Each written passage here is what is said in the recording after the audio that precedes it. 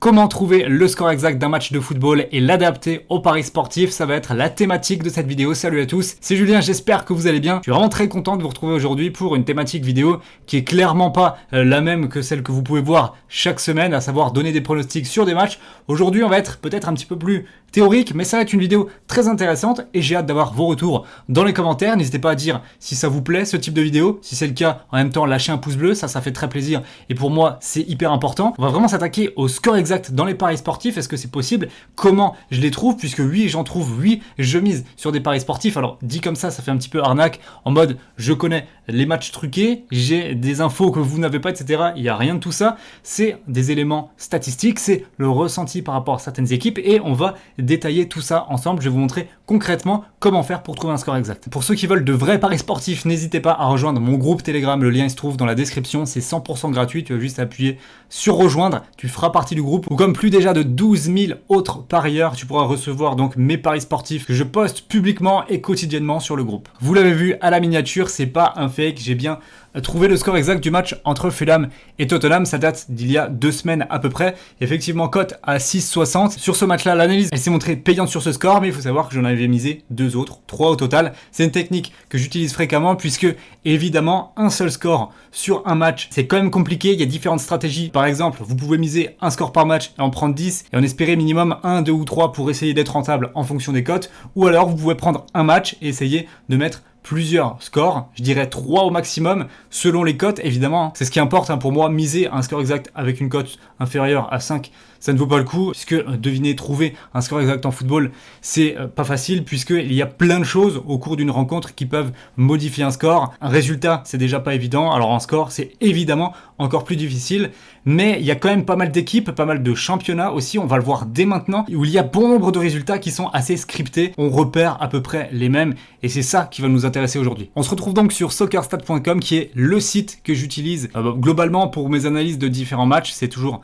très important d'avoir de nombreuses statistiques, mais aussi et surtout pour les scores exacts, parce qu'elle offre des stats vraiment complètes et intéressantes. Alors avant de passer match par match, je vais un petit peu vous montrer les scores qui ressortent le plus ligue par ligue. Par exemple, là on est en Serie A et on voit que le score qui revient le plus souvent, c'est un partout. 21 fois c'est déjà arrivé cette saison, ça représente 12% des scores de Serie A. Si on regarde en Bundesliga, pareil, le score qui revient le plus, c'est un partout. 26 fois cette saison en Liga, même chose, 32 fois le 1 partout. En Ligue 1, c'est pareil, 23 fois le 1 partout. En Première Ligue, je vous le donne en 1000, c'est également le 1 partout qui arrive en tête 23 fois. C'est donc le score qui revient le plus souvent dans le football, en tout cas dans les 5 plus grands championnats européens.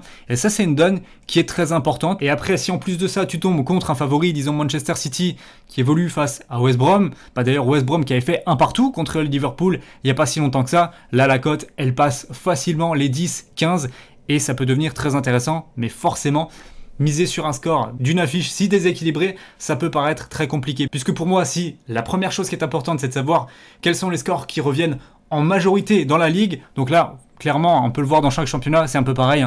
1 partout, 1-0, 2-1, 2-0. Généralement, c'est ça partout. Et c'est les scores du coup que moi aussi, je mise au niveau de mes paris sportifs. L'idée et la première chose, c'est d'avoir déjà bien établi quel score je veux miser. Donc moi, ça va être du 1 partout, 1-0, 2-1, 2-0. Ça représente 90% des scores exacts que je vais pouvoir miser, tout simplement parce que c'est les scores qui reviennent le plus. Maintenant que cette première étape elle est faite, il faut ensuite trouver les équipes qui en produisent le plus, que ce soit des matchs nuls, des 1 partout ou alors des courtes victoires. Et il faut aussi trouver donc un affrontement qui s'y prête. Donc des affiches peut-être équilibré, des affiches où le rapport de force est assez proche entre les deux formations. Et à ce titre-là, je vais un petit peu expliquer pourquoi j'avais choisi dans Tottenham-Fulham le 1 partout. Alors j'avais pas choisi que ça, j'avais choisi 1 partout, j'avais choisi 2-0 pour Tottenham et 2-1 pour Tottenham. Alors il y avait eu un premier but d'Harry Kane, ça faisait 1-0 pour Tottenham, le scénario était hyper favorable, ça a traîné un petit peu comme ça, et moi j'attendais évidemment un second but, peu importe qui c'était, soit le 2-0 pour Tottenham, soit le 1 partout. Dans tous les cas c'était bon, et c'est ensuite que ça pouvait se compliquer. Finalement c'est donc Fulham qui a égalisé,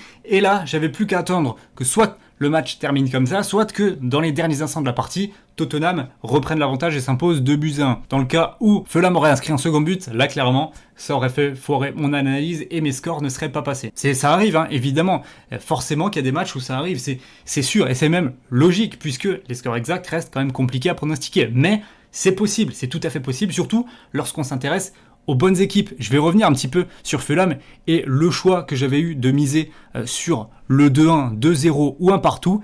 Regardez déjà, ce tableau-là, je l'adore. C'est un résultat qui permet de voir domicile, extérieur et en fonction du classement, les scores des différentes équipes. Un partout, une fois, 2 fois, 3 fois, 4 fois. Déjà. Il y a eu 2 autres fois où il y a eu match nul, c'était des 0-0. Est-ce que vraiment, dans un Fulham-Tottenham, on peut espérer un 0-0 ? Pas sûr. Lorsque Fulham a joué, c'était arrivé contre Brighton et contre Southampton.